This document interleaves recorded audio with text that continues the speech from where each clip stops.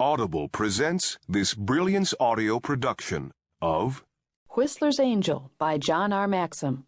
Copyright 2001 by John R. Maxim. Read by Dick Hill. Performance copyright 2001 by Brilliance Audio. All rights reserved. For John Griffin and Phil Henry and, always, for Christine.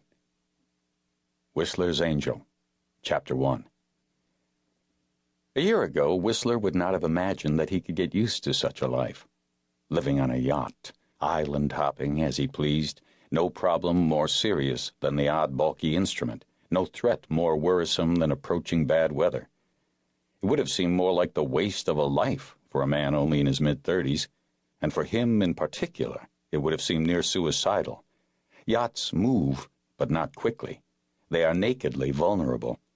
Whistler himself had once sunk, with all hands, a yacht twice the size of his own.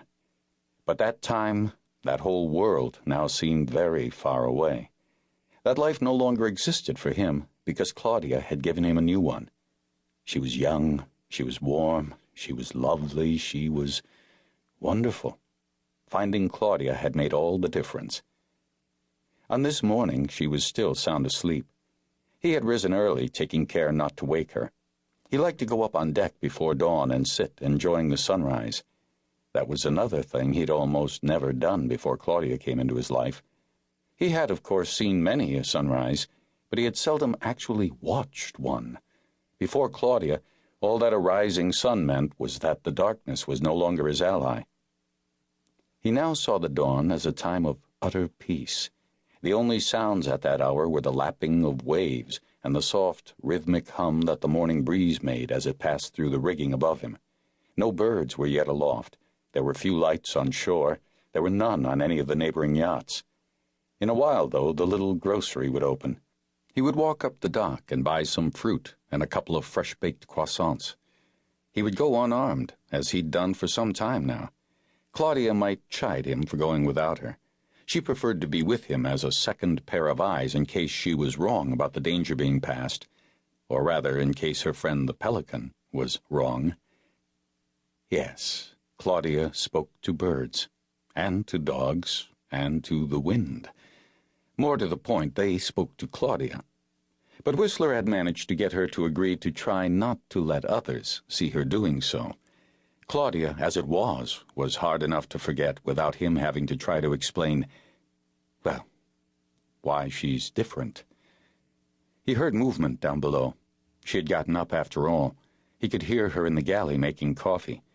In his mind, he could see her in her short terry robe, yawning and stretching and smiling to herself, brushing her wheat-colored hair from her face, revealing those amazing brown eyes. Very soon she'd be coming up to join him on deck. She'd be carrying 2 steaming mugs. Her eyes would find him, and she'd greet him with a smile. It was a smile that no sunrise could match. And she would remind him that today was the day. He had promised her that, beginning this morning, they would take the first step toward reclaiming their identities. No more counterfeit papers, no more assumed names.